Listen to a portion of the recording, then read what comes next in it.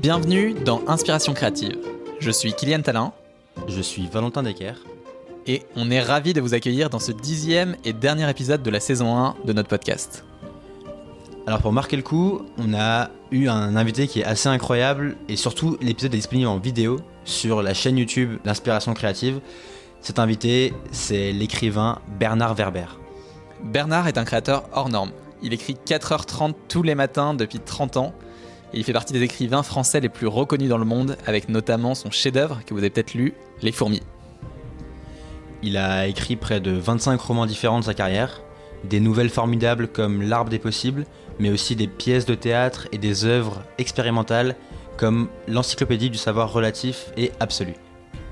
C'est quelqu'un qui cherche toujours à s'améliorer, on a eu affaire à un fou de la création qui nous a parlé de son processus créatif, de l'obstination pour réaliser ses rêves et de comment il fait pour nourrir sa créativité et de plein d'autres sujets passionnants. De A à Z, cet épisode était magistral. Un petit mot sur la chaîne YouTube d'Inspiration créative, c'est la première vidéo que vous pouvez trouver dessus, mais d'autres vont suivre chaque semaine, donc n'hésitez pas à vous abonner pour ne pas les manquer. Et si cet épisode vous a plu, le dernier de la saison 1, n'hésitez pas, comme d'habitude, à nous laisser un petit commentaire sur la plateforme de votre choix et surtout à le partager à vos amis qui souhaiteraient écrire ou se lancer dans la création. On voulait à nouveau remercier NordVPN de nous soutenir pour cet épisode. C'est une solution qu'on utilise tous les deux avec Valentin pour sécuriser nos données sur Internet. Le but, c'est de pouvoir naviguer en toute sécurité, en toute tranquillité. Et donc, on a choisi de vous la proposer car on trouve que c'est la plus adaptée. Ça vous permet de crypter et de sécuriser tout ce que vous faites sur Internet. Ils nous ont proposé pour nos auditeurs une réduction de 70% sur leur offre. Vous pouvez la découvrir sur nordvpn.com/inspiration ou en description. Merci beaucoup et on vous souhaite une bonne écoute. Bonjour Bernard. Bonjour. On est ravis que tu nous accueilles aujourd'hui pour parler de la créativité. On voulait avec Valentin se replonger avec toi dans le moment où tu avais décidé d'écrire Les Fourmis, le tout début, la première fois que tu as eu l'idée. Ouais. Quel âge t'avais? Comment tu te sentais? Quelles étaient les prémices un peu de ce projet qui a duré 12 ans avant la première publication? Comment tu te sentais à l'époque? J'avais 16 ans, j'avais créé un fanzine dans mon lycée qui était de Toulouse, qui s'appelait le lycée Ozen. J'avais créé ce fanzine parce que je m'ennuyais énormément. J'étais dans une section économique qui était plutôt confortable, mais dans lequel j'avais besoin d'avoir un projet rigolo. Donc j'ai créé un journal, et dans ce journal, on faisait des bandes dessinées, et donc Les Fourmis était un des scénarios de la bande dessinée. Un scénario de 10 pages qui devait être illustré par un ami qui s'appelait Fabrice Cogé, qui était un dessinateur qui lui était dans le lycée Saint-Cernin, juste à côté. Tu t'ennuyais aussi? Non, mais lui qui était un surdoué en dessin, lui il s'ennuyait pas, il était super bon partout. Mais voilà, je lui ai dit un jour, Les Fourmis, ça me semble le sujet le plus inintéressant et le plus difficile à faire, donc on va essayer de faire quelque chose. Mais le fait que ce soit un challenge, parce que les fourmis on s'y intéresse pas, parce que c'est pas comme les abeilles, elles font pas de miel, et pas comme les moustiques, elles filent pas de maladies, c'est un animal neutre. À la limite, l'intérêt, c'est de les écraser pour les enfants ou s'en débarrasser pour les gens qui ont des cuisines envahies de fourmis. Le rapport à la fourmi est un rapport non passionnel. Voilà. On aime les abeilles parce qu'on aime le miel et on a peur des moustiques parce qu'ils nous empêchent de dormir. La fourmi est vraiment un animal aussi qui fait des cités et je trouvais que c'était un questionnement sur pourquoi ils font comme nous des villes. Voilà, et donc ça me semblait un challenge. D'accord. Et donc s'ensuit après une histoire de 12 ans avec ce projet.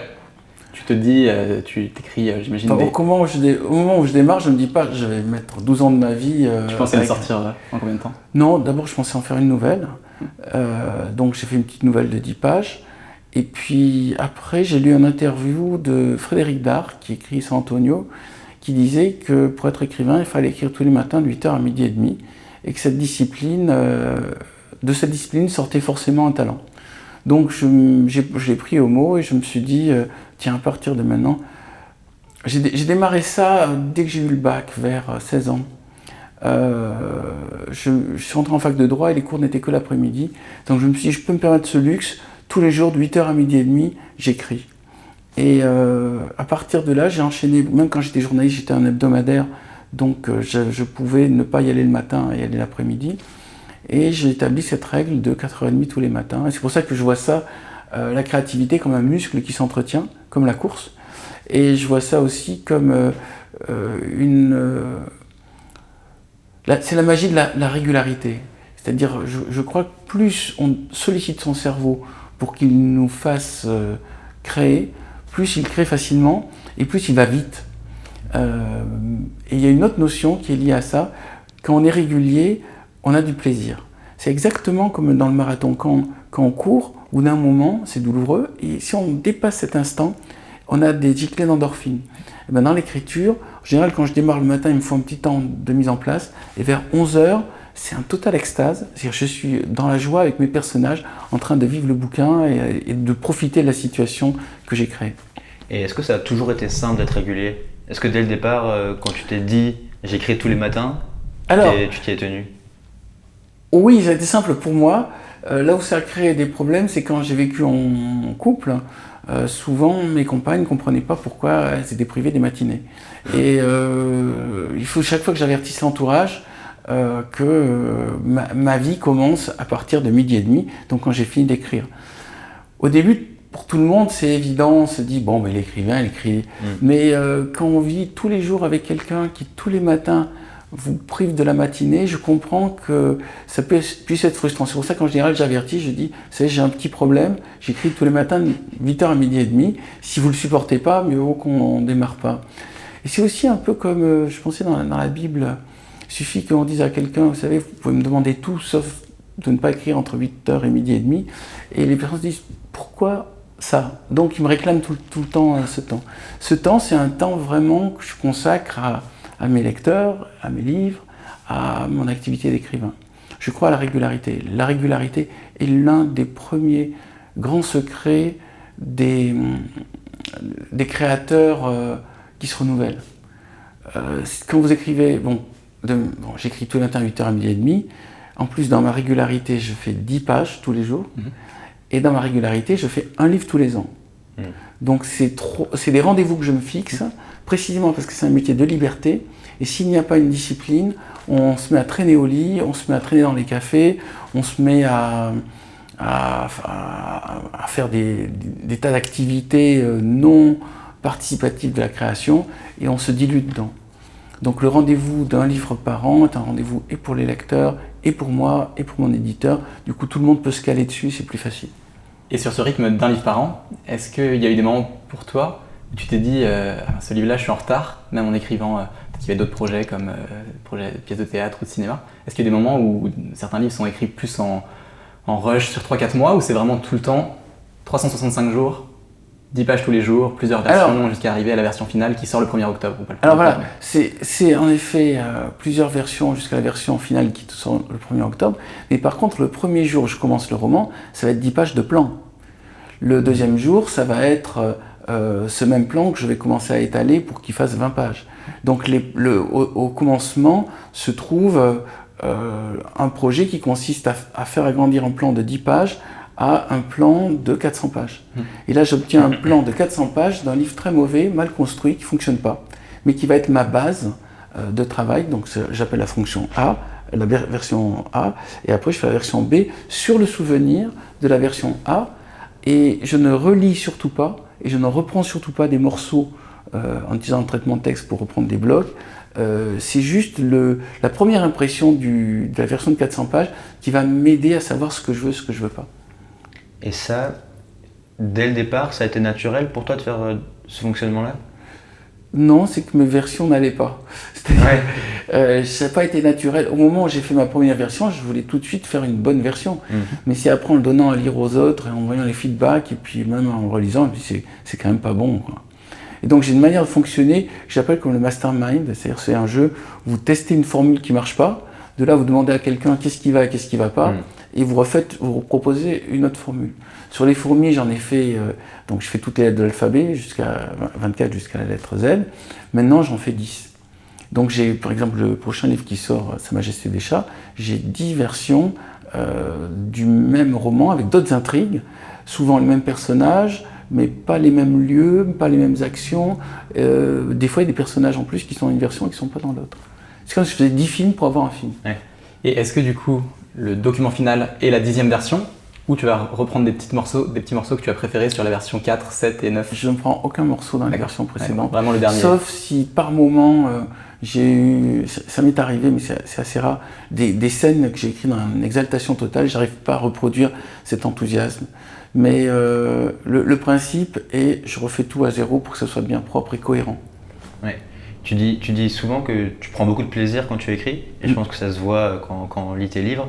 Merci. Mais est-ce que c'est toujours que du plaisir pour toi, ou est-ce qu'il y a aussi une part de souffrance et de... Alors, la part de... Non, il n'y a pas de souffrance, mais la part de inconfort vient du moment où je rentre en phase de relecture. C'est-à-dire que j'ai terminé ma 10e version, et là, avant de la rendre, je dois la relire. Et quand on doit relire 600 ou 700 pages d'une histoire qu'on connaît par cœur et qu'on a déjà relu et réécrit plein de fois, c'est comme un chewing-gum qu'on remâche et qu'il n'y a plus de goût. Et c'est aussi pour ça que j'essaie de faire un livre qui soit le plus plaisant possible, ne serait-ce que pour moi, à la relecture, je ne m'ennuie pas trop. Mais la relecture, je déteste ça, et puis après l'éditrice va le lire et va me proposer des corrections, donc je vais devoir encore relire, puis il y a la version finale que je vais devoir relire, et même les livres que j'adore, j'aime pas les relire. Je considère que ce qui est intéressant, c'est la première surprise, le premier impact. Donc l'aspect pénible, c'est la relecture. Sinon, en général, je mets 9 mois pour écrire le livre, donc ça commence au 9e mois, il faut commencer à relire, resserrer les boulons, regarder tout ce qui ne va pas, toutes les incohérences, les répétitions, tout ça. C'est un joli bébé en 9 mois. Ouais, mais en fait, mon vrai potentiel d'écriture est de 2 livres par an. D'ailleurs, longtemps, je faisais, plus maintenant, je faisais 2 livres tous les ans. Il y en a un au bout d'un moment qui me semblait un peu plus intéressant que l'autre. Donc chaque année, il y en avait un qui était publié et un qui était mis de côté. Et Stephen King en parle dans Écrire, et il dit, lui aussi il a une production de 2 livres par an, et il dit, le public, si on lui sort 2 livres, il considère soit qu'ils sont bâclés, soit qu'il y a un nègre, soit qu'il y a une tricherie, soit il suspecte soit qu'il a été mal foutu, qu'il est inintéressant. Donc pour les gens, faire un livre tous les ans, c'est possible, mais faire 2 livres par an, ils ne comprennent pas. Donc je m'adapte au public, et puis les médias ne suivent plus, parce qu'ils se disent qu'il produit trop, donc on ne va pas faire 2 articles pour le même auteur. C'est toujours la question de la rareté, quand quelque chose... Voilà. Exactement. En faire trop, parfois les gens se lassent ou n'arrivent pas à suivre le rythme. Mais même un livre par an, beaucoup de médias considèrent qu'on fait un livre par an, c'est déjà trop. Ce qui est accepté dans le métier en France, c'est un livre tous les 3 ans. Vous regarderez, la plupart des auteurs font un livre tous les 3 ans. Il n'y a qu'un petit groupe dans lequel il y a Amélie Nothomb, il y a maintenant Guillaume Musso, Lévy, il doit y avoir Le Gardinier aussi, on arrive à avoir ce rythme-là. Comment est-ce que tu progresses en tant qu'écrivain? Alors, je me fais un peu aider de mon entourage, à savoir que j'ai tous les jours une conversation avec des gens qui sont source d'idées pour moi, des amis scientifiques, des amis historiens, ou juste des gens qui sont très intelligents et très vifs d'esprit, et c'est eux qui me permettent de sentir où je dois aller. Parfois, c'est leur intérêt pour les histoires que je leur raconte. Parce que tous les jours, je note des petites idées, je leur parle de ces idées, et quand je vois qu'ils sont intéressés, ou qu'ils rebondissent dessus, il naît une sorte d'aller-retour. Au début, c'était aussi mes reportages de l'époque où j'étais journaliste scientifique. Il y avait plein d'articles que j'avais commencé, que je me suis dit, ça peut faire une nouvelle, ça peut faire une histoire. C'est pas juste un concept scientifique, c'est aussi un concept qui peut être les avec une intrigue. Comme les Thanatonautes par exemple. Voilà, les Thanatonautes. Je racontais que tu étais parti d'un document scientifique que tu avais produit qui n'était pas sorti finalement et sur lequel tu avais ensuite embarqué. Souvent, c'est une vengeance, un livre. Les fourmis, c'était une vengeance contre le Nouvel Observateur qui m'avait viré, donc j'étais chez une sorte de rage, et contre toute la société qui était archaïque, et contre un système, en gros, qui privilégiait répéter tout le temps les mêmes choses plutôt que innover. Et ce que j'avais perçu à l'Obs, ça me choquait d'autant plus que le journal s'appelait Le Nouvel Observateur, et qu'ils n'avaient rien de nouveau, et qu'ils n'observaient rien. Et donc, les fourmis racontaient ça, disaient, il y a un monde ancien dans lequel il y a des tas de vieux cons qui bloquent tout pour que rien ne bouge. Et après, l'état internaute, donc c'est une vengeance par rapport à cet article qui n'est pas sorti, mais c'est aussi une vengeance par rapport au médecin qui a fait de l'acharnement thérapeutique sur mon grand-père. Il y a toujours une petite colère. Je ne crois pas à l'écrivain tranquille qui décrit des situations et puis qui finit, puis voilà, ça fait le livre. Moi, il y a des règlements de compte. Tout ce qui me semble choquant dans ce monde, c'est pour ça que j'ai écrit un livre qui s'appelle La Révolution des fourmis. C'est la révolution des gens qui bougent contre les gens qui bloquent tout. Voilà. C'est pas un problème d'âge, c'est un problème de peur de la nouveauté. Et est-ce que ton moteur principal, du coup, c'est une forme de colère ou est-ce que tu as d'autres moteurs Alors, non. Et après, c'est l'envie de montrer à mes lecteurs les scénarios de possibles. C'est-à-dire leur proposer un rôle de guetteur. Ce qui me semblait, c'est pour ça que le journal s'appelait Guetteur moderne, dans Isidore et Lucrèce. C'est, en référence au Nouvel Observateur, j'ai proposé ma version qui est le guetteur moderne, c'est qui guette vraiment, quelque chose de vraiment moderne. J'ai envie de dire, vous aussi vous pouvez monter sur le poste de vigie, regarder loin et vous poser des questions où on va. Et dès le moment où on se pose la question où on va, la réponse n'est pas vers un monde de pollution, vers la guerre, et vers le moment où on va tous s'entretuer. C'est pas forcément quelque chose de négatif. Il y a des solutions mauvaises et des solutions bonnes, et à nous de se débrouiller pour qu'on aille vers les chemins qui sont les plus lumineux. C'est pour ça que j'ai créé l'Arbre des possibles, pour dire, attendez, il n'y a pas que un monde en 1984, il n'y a pas que un monde au meilleur des mondes, il n'y a pas que la planète des singes, même si j'adore ces bouquins, c'est pas que l'enfer et le scénario négatif. Mais pour qu'il y ait un scénario positif, il faut déjà l'imaginer. Et voilà, j'ai envie de dire aux gens, ne vous contentez pas de votre vie, ne vous contentez pas de regarder en court terme, regardez en long terme. D'ailleurs, c'est ce qui me semble le grand déficit des politiciens. Les politiciens ne sont là qu'à gérer les crises au fur et à mesure qu'elles apparaissent, donc ils ne font que réagir au monde. Et dès le moment où tu ne fais que réagir au monde, tu es en retard. C'est-à-dire le monde va plus vite que les réactions. Donc il y a un moment, il faut initier un grand projet et se débrouiller pour que ce grand projet fonctionne. Et ne plus réagir aux épiphénomènes. Là, le fait que les politiciens soient liés à ce point au sondage, pour moi, c'est très négatif pour lancer des grands projets utopiques. Parce que, en gros, les grands projets, ça va réclamer un peu de sacrifice au début. Et si, dès qu'on fait un peu de sacrifice, on baisse dans les sondages, ils sont plus réélus, bon, ils vont rien faire, quoi. Ouais, je comprends. Il y a un truc que j'ai l'impression de sentir quand j'ai lu les livres que j'ai lus de toi, c'est l'importance d'éveiller un peu la curiosité dans la tête de ton lecteur. Et je trouve que ça aboutit souvent à une certaine forme d'originalité qui est hyper présente dans les thèmes que tu abordes. Est-ce que c'est quelque chose que tu essaies de cultiver, cette originalité ? Et comment tu le fais au quotidien pour pour alimenter cette originalité ?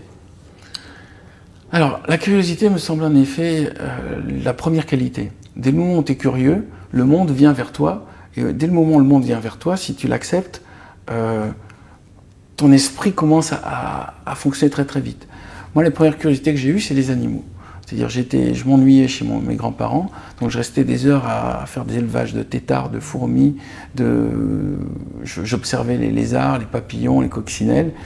Et je crois que toute création artistique démarre par l'observation de la nature. Je crois que c'est votre thème, c'est à quel moment, comment on devient créatif. Comme premier conseil, j'ai envie de dire, promenez-vous en forêt.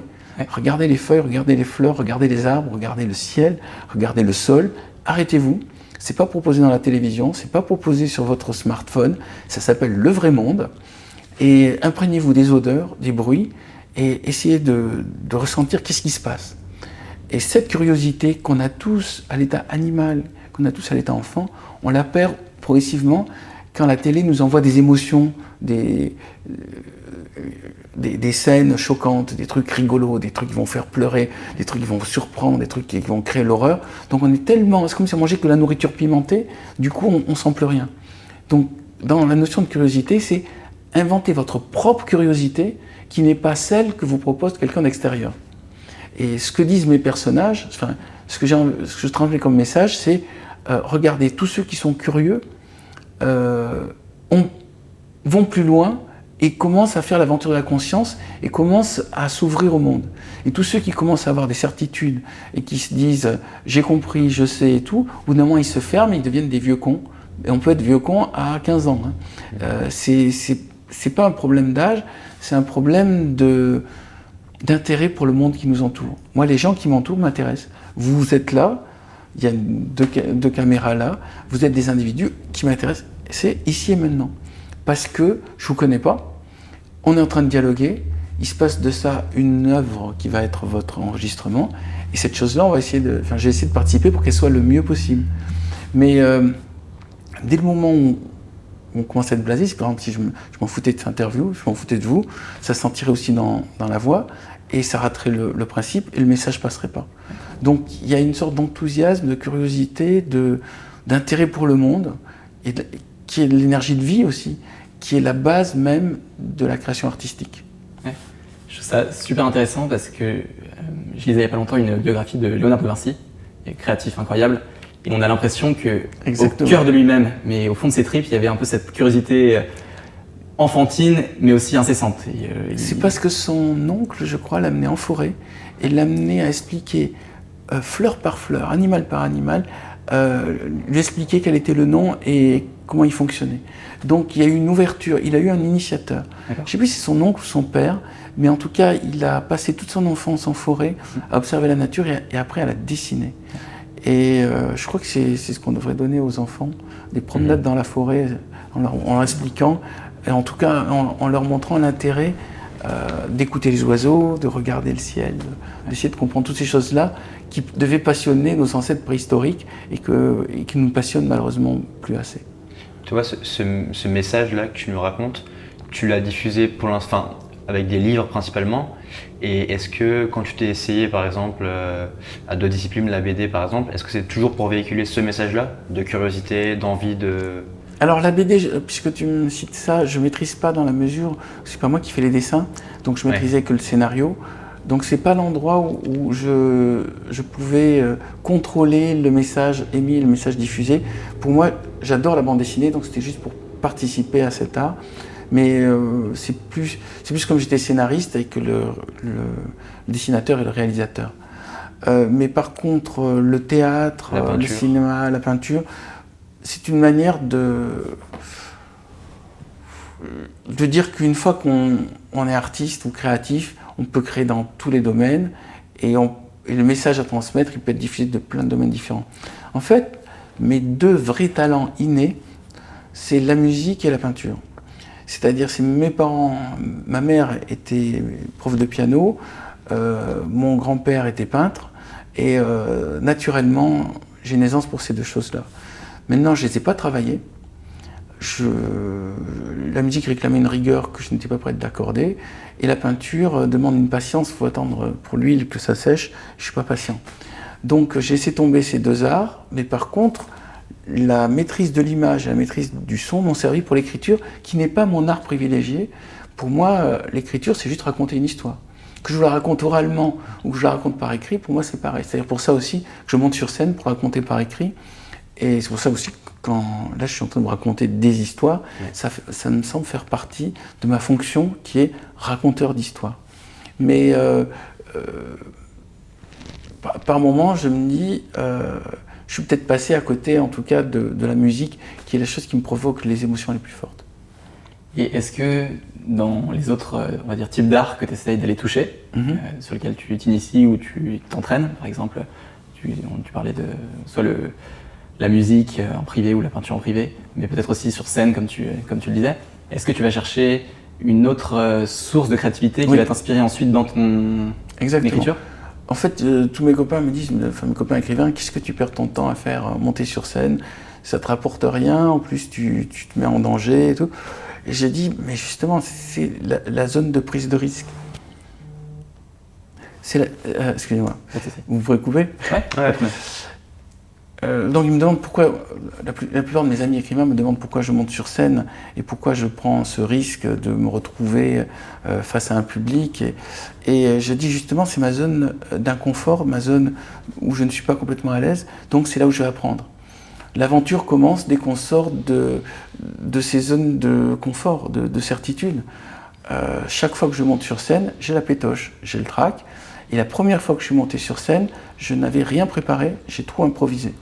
Donc je peux vous dire que j'avais un énorme trac. D'ailleurs, j'étais pas très pro J'ai pas regardé l'heure, j'ai fait 2h, 3/4. C'était un peu trop long. J'attendais de sentir quand le public allait se fatiguer, il se fatiguait pas. Et ça s'est bien passé? Cette Oui, improvisation, ouais. oui, ça s'est suffisamment bien passé, en tout cas pour que ça me donne envie de reproduire l'expérience. Est-ce que dans cette...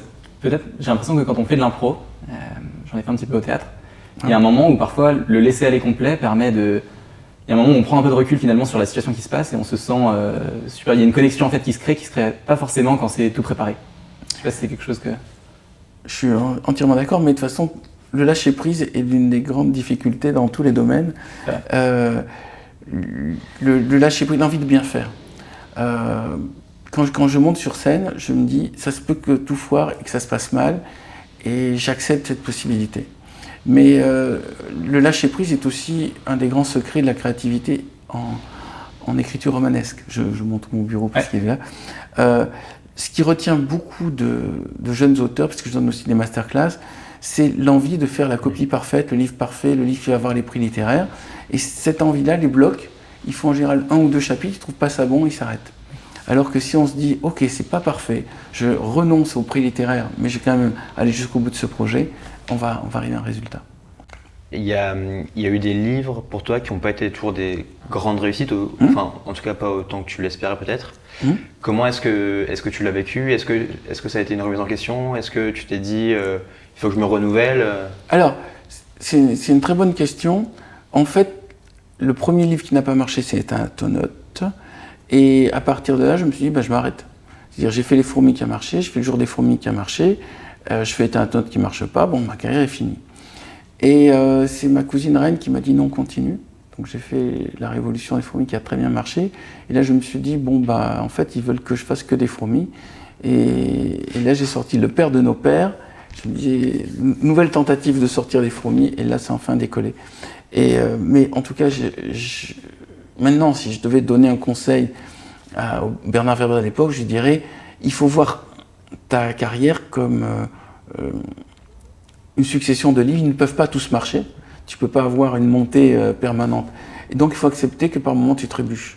Comme, je pense, un sportif ne peut pas gagner tous les matchs, et un réalisateur ne peut pas avoir tous ses films qui soient des numéros 1 des box-office. Il y a un moment, il faut accepter l'échec. Accepter l'échec et accepter de trébucher fait partie de la carrière de tout grand créateur. Si on croit que tout va, une fois qu'on a compris le truc, tout va marcher, on ne tient pas compte d'un élément qui est le hasard. Et le hasard fait qu'une œuvre qui mérite d'émerger n'émergera pas, et des œuvres secondaires seront portées au nu pour des raisons complètement irrationnelles. Et ça fait partie, là aussi il faut lâcher prise sur, ok, on ne me doit rien, on ne me doit pas la gloire à tous les livres, par contre moi je dois la régularité à mes lecteurs. Et tu parles souvent, par rapport à ça, on peut rebondir un petit peu, du temps. Est-ce que tu penses que dans quelques décennies, peut-être un siècle, 2 siècles, on ne sait pas, est-ce que tu penses que justement le temps va faire son effet pour que certaines de tes œuvres que le hasard n'a pas mis en avant à l'époque ressortent à ce moment-là en se disant, comme aujourd'hui on parle de Léonard de Vinci qui à l'époque, on ne sait pas à quel point il était... Ouais, Léonard Vinci était déjà une c'était vedette pas le à bon exemple. l'époque. Mais est-ce que tu penses que le temps va faire ressortir ce que le hasard n'a pas pu faire? Alors, en effet, moi je considère qu'il n'y a qu'un seul critique vraiment valable, c'est le temps, parce que le temps, par décantation, je l'espère en tout cas, fait émerger les œuvres intéressantes et fait oublier les œuvres inintéressantes, même si elles ont été à la mode.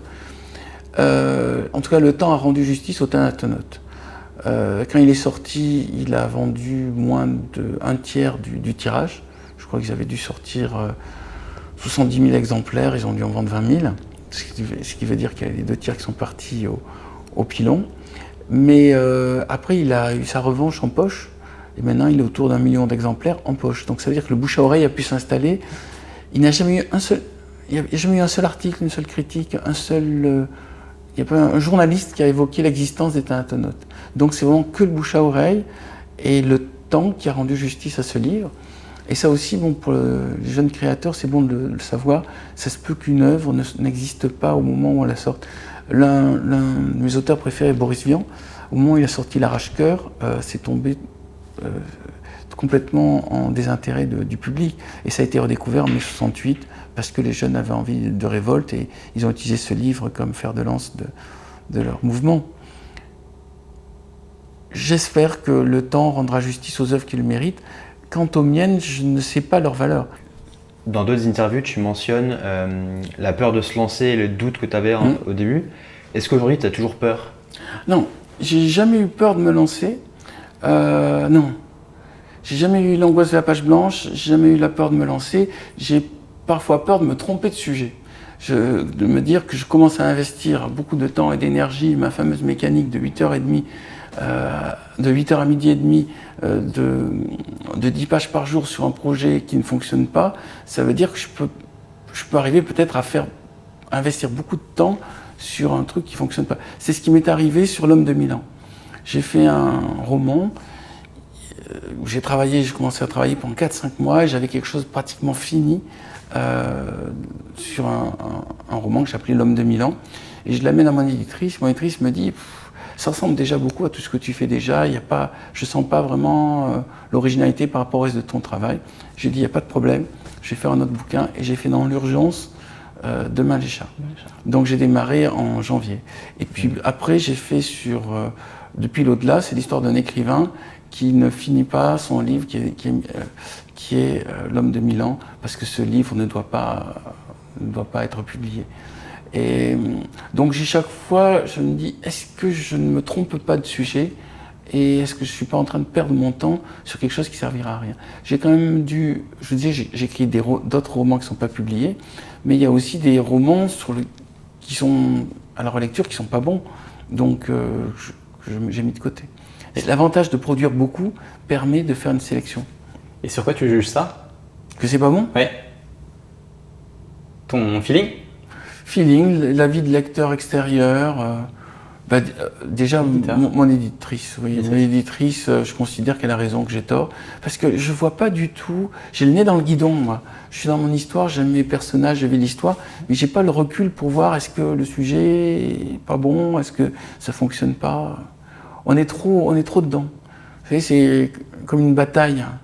Dans une bataille, le soldat ne voit pas ce qui se passe. Il n'y a que l'officier qui est sur la colline, qui regarde avec des jumelles, qui dit « Ah ben là, on est en train de gagner ». Mais le soldat lui-même, il est dans le brouillard et dans le bruit, il gère des choses qui se passent autour de lui et il n'y a pas de vision. Voilà. Ça peut être facile parce qu'on ne sait jamais. Enfin, on essaie de s'entourer du meilleur officier sur la colline, mais on ne sait jamais si, encore une fois, on parlait du temps. Est-ce que le temps ne donnerait pas des meilleures jumelles à l'officier qui permettraient de juger des œuvres? Voilà, mais on n'a pas le temps. Ouais. C'est pour tenir une fois par an, j'ai pas le temps. Et puis il m'est arrivé des fois de tomber sur des officiers qui me donnaient pas les bonnes informations et il fallait quand même que je me débrouille. J'ai changé d'éditeur, mais j'ai jamais demandé à changer d'éditeur, mais ça s'est fait naturellement. Et il y en a qui étaient plus ou moins bons. Enfin, celle que j'ai actuellement est vraiment formidable. Super, petite dédicace pour elle. Caroline Ripoll. D'accord, bravo.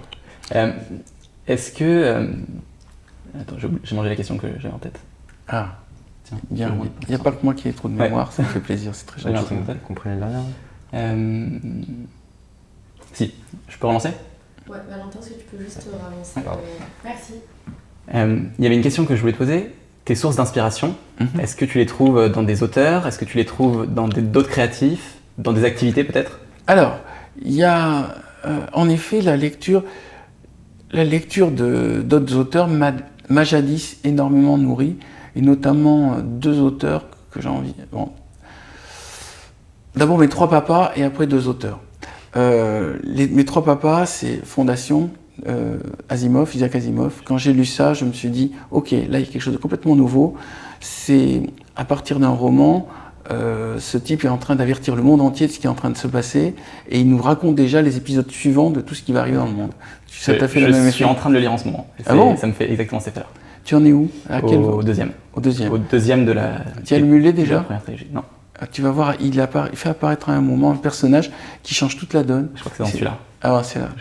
Pas loin. Et donc le premier c'est Isaac Asimov, le deuxième c'est Frank Herbert avec le cycle de Dune, et le troisième c'est Philippe K. Dick avec l'ensemble de son œuvre, on va dire. Le premier m'a appris ce qu'on peut faire avec l'intelligence, le deuxième m'a appris ce qu'on peut faire avec la spiritualité, et le troisième m'a appris ce qu'on peut faire avec la folie. Et ces trois sources suffisent entièrement à me nourrir. C'est-à-dire j'ai vu tellement de choses chez ces auteurs, ça m'a donné tellement d'idées que c'est comme si j'étais rempli tas de livres à écrire, rien que parce que j'ai lu ces 3 auteurs alors que j'avais 20 ans. Mais après, je rajouterai Stephen King, parce que Stephen King, ça va être bizarre ce que je dis, mais il fait le livre presque bien jusqu'au bout, mais pas bien jusqu'au bout. C'est-à-dire, il fait 90% du travail et les 10 derniers pourcents, il plante tout. Et il plante tout pour une raison que je crois comprendre en lisant écrire, à savoir qu'il ne fait pas de plan. Donc vu qu'il ne fait pas de plan, il avance en faisant de la surenchère par rapport à la scène précédente. Et il est obligé d'aller toujours plus loin, et au final, quand il n'arrive pas à boucler le truc, il fait sortir le diable, ou il fait sortir des fantômes, ou des extraterrestres. Ce qui sont, à mon avis, 3 tricheries. Mais par contre, il mène super bien son truc, parce que c'est le roi de la psychologie, et c'est aussi un type qui a énormément de générosité. C'est-à-dire, sous couvert de livres d'horreur, en fait, le type, il parle de la beauté de l'enfance, des peurs d'enfance, et il parle de tout ce qui nous construit, et de tous les thèmes psychanalytiques. C'est vraiment passionnant. Mais il boucle pas son truc. Chaque fois, je me dis, quel dommage qu'il ait foiré la dernière scène. Je sais pas si tu as lu, tu as ces sentiments. J'ai lu écrire, justement. Écrire. Ouais. Oui, mais là, écrire... c'est différent. Oui, c'est très différent. C'est un essai. Ouais. Mais si tu lis, par exemple, ça, qui a donné le... Donc, il me fait monter la chantilly très, très, très, très, très haut. Et puis, là, tu te dis, bon, ça, c'est l'entité qui fait peur à tout le monde. Et puis arrive le moment où les enfants vont coincer ça et savoir exactement ce que c'est. Et là, tu attends le rendez-vous, quoi. Tu te dis, qu'est-ce qui va nous sortir, qui est l'incarnation de la peur. Bon, je vous spoil pas, parce que vous allez peut-être le lire, mais... C'est des bon, c'est ça.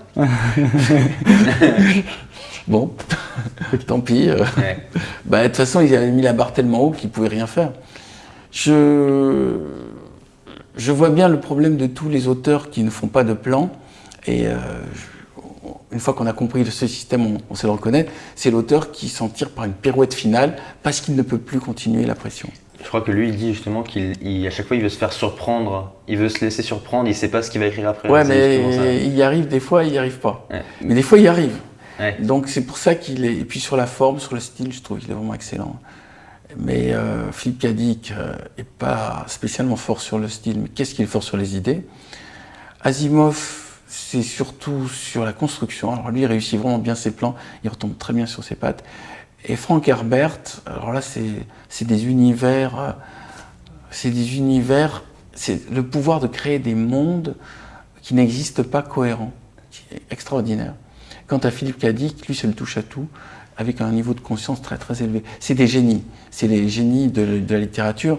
Moi, je trouve qu'on devrait apprendre ça à l'école, ça élèverait le niveau, plutôt que de vouloir à tout prix donner des romans autobiographiques de type Marguerite Duras et tous les romans de gens qui se penchent sur leur nombril pour l'analyser, mais qui ne racontent pas d'histoire et qui ne prennent pas le risque de bâtir quelque chose avec une fin surprenante. Mais il faut laisser la place à plusieurs sortes de littérature, mais je considère que c'est dommage qu'en France, à l'école, on n'apprend qu'une seule littérature, la littérature ennuyeuse, et qu'il n'y a que quelques profs qui ont le courage de lancer sur la science-fiction, sur le fantastique, et c'est en général ces profs qui donnent vraiment le goût de la lecture à leurs élèves, alors que tous ceux qui les envoient sur, excusez-moi, Chateaubriand et Jean-Paul Sartre, je pense qu'on est en train de perdre des lecteurs. Ça peut couper justement la curiosité qu'on évoquait tout à l'heure. Voilà. Il faut renouveler, il faut aussi dans le système scolaire renouveler les goûts et renouveler les centres d'intérêt. Quelle trace t'aimerais laisser, toi, à la fin de ta vie? Ce que j'ai envie de laisser, c'est un projet de monde futur qui soit lié à un mot qui est harmonie. Ce que j'ai vu chez les fourmis. Les fourmis, c'est une espèce qui ne dérange pas la planète, qui aère le sol, qui transmet les graines et qui, quelque part, a trouvé une place dans la nature qui fait qu'elle aide la nature. L'homme, pour l'instant, abîme la nature, mais n'a pas trouvé comment lui faire du bien en retour. Mais il est en train de chercher. On n'a jamais eu autant d'informations pour arriver à connaître déjà l'étendue de nos dégâts et trouver des solutions pour arranger les choses. Et il y aura un moment dans le futur où on va arriver à ce niveau d'harmonie, peut-être aussi en contrôlant aussi la croissance démographique, en contrôlant la croissance économique, la consommation. Et à ce moment-là, on sera un monde comme les fourmis, qui n'est pas un monde souvent décrit totalitaire, qui est un monde dans lequel chacun est libre, mais tout le monde a envie d'agir pour la communauté. Donc c'est cette vision d'un monde meilleur qui m'a semblé entrevoir en observant les fourmis, que j'ai envie de proposer aux prochaines générations, de leur dire, écoutez, si une espèce qui est là depuis 120 millions d'années a trouvé ces solutions-là, ça veut dire que nous qui ne sommes là que depuis 3 millions d'années, on peut peut-être s'inspirer d'elles pour arriver à trouver des solutions similaires, même s'il y a des tas de choses qui nous choquent dans leur comportement, si on devait les plaquer sur les humains. Au final, ça marche plutôt bien. Et la preuve, c'est que les fourmis sont adaptées autant au froid des milieux, on en trouve dans la neige, et qu'au chaud, on en trouve dans le Sahara. Et dans le froid, et dans la chaleur, et dans le froid, ce sont les espèces qui tiennent le mieux. C'est la fourmi qui tient le plus longtemps dans le désert à des températures extraordinaires, à des températures où une omelette cuirait, la fourmi peut sortir dans le désert. C'est comme si elle marchait sur des poils et elle a créé une adaptation du corps qui fait qu'elle peut supporter ça.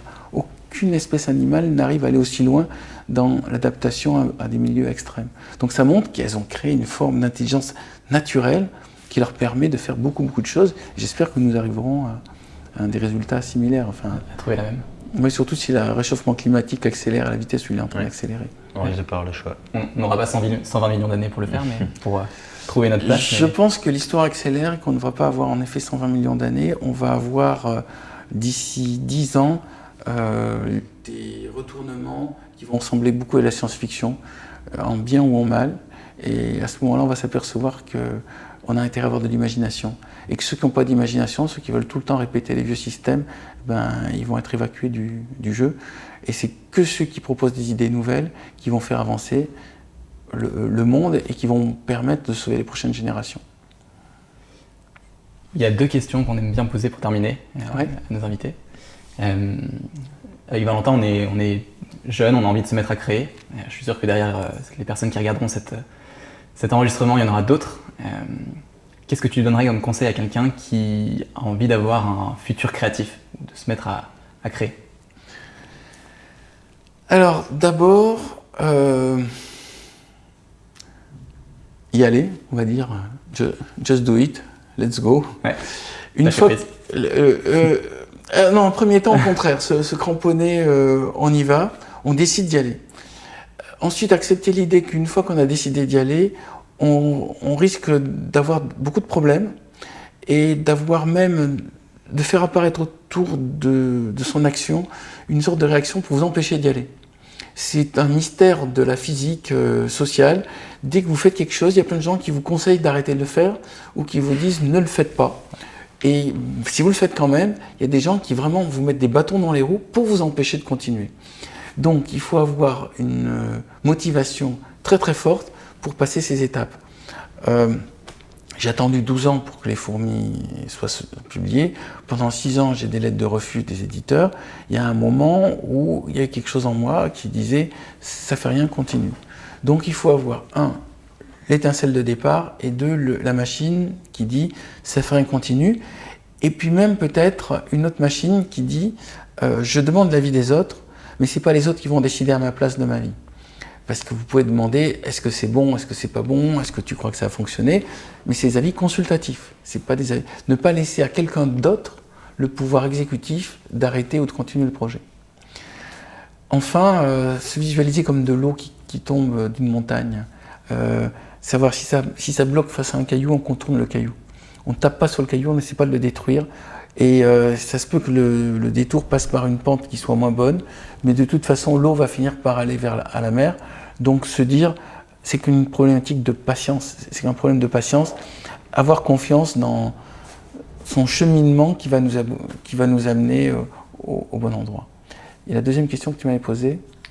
Non, c'était qu'une seule pour Ça, l'instant. c'était la première. Oui. Et la deuxième, c'est pas vraiment une question, c'est une petite conclusion qu'on fait. À tous nos invités, avec Valentin, nous on lit des bandes dessinées, des livres, un peu de tout. Et on voulait savoir, est-ce que toi tu étais plutôt livre ou bande dessinée? Parce qu'on en a choisi un chacun qu'on voudrait t'offrir. Ah! Alors, est-ce que je suis plutôt livre ou bande dessinée? C'est dur comme question pour un écrivain. Non. Je vais vous dire bande dessinée actuellement, parce que j'ai l'impression que je vis encore avec des souvenirs de la bande dessinée de mon époque, que j'avais adoré, de l'époque de Moebius, Métal Hurlant et tout, et que je suis pas assez au courant des nouvelles bandes dessinées. D'accord. Donc, si vous me proposez ce choix entre livre ou bande dessinée, je vais aller dans ma zone, la zone que je connais le moins. Elle doit être derrière. Voilà, donc un petit Wow. cadeau, une petite bande dessinée. Déjà, je trouve sympa que vous ayez pensé à faire un cadeau de fin d'interview. Bah, on aime beaucoup lire et en fait, je trouve que c'est quelque chose qui se partage et Après- c'est une BD que j'ai beaucoup aimée et on est content de la Après, partager. je vous demanderai quel était le livre, même Ouais. si vous ne me l'offrez pas, je veux juste par curiosité. Oh là là, c'est un de mes auteurs préférés. C'est vrai? Génial. Et écoute, non seulement... Tu l'as lu Pas celui-là, Parfait. mais Quel choix, c'est magnifique. c'est un super auteur, mais je l'ai rencontré et c'est un être humain, Schuiten. Ouais. Peter, c'est le scénariste. Et je l'ai rencontré, tout à l'heure je te parlais de Métal Hurlant, Ouais. donc je les ai découverts dans Métal Hurlant, qui est le premier endroit où ils ont publié. Et c'est des architectes et c'est des types extraordinaires. J'ai dit parce que c'est les frères Schuiten et Peters. Et c'est... merci. Bah, avec grand plaisir. Merci beaucoup. Cette histoire est incroyable. Moi, j'ai beaucoup aimé. C'est l'histoire d'un homme qui perd son ombre et qui part à la recherche de ça et qui en même temps ça le trouble énormément. Donc voilà, dans un monde à la Schuiten. Mais vous devriez aussi l'interviewer, Schuiten, il vient souvent en France. C'est vrai? Ouais. On essaiera de trouver son contact. Je peux vous donner son contact si vous Ouais. voulez. Bah, ce sera un Avec plaisir. plaisir, ouais. On adorait Vous l'interviewer. dites que... vous racontez-lui comment vous l'avez eu. Ouais. Le plus souvent, il est en Belgique, à Bruxelles, parce qu'il a un musée. Ouais. Le musée... C'est lui qui a inspiré la librairie à Bruxelles. Voilà. La librairie de BD.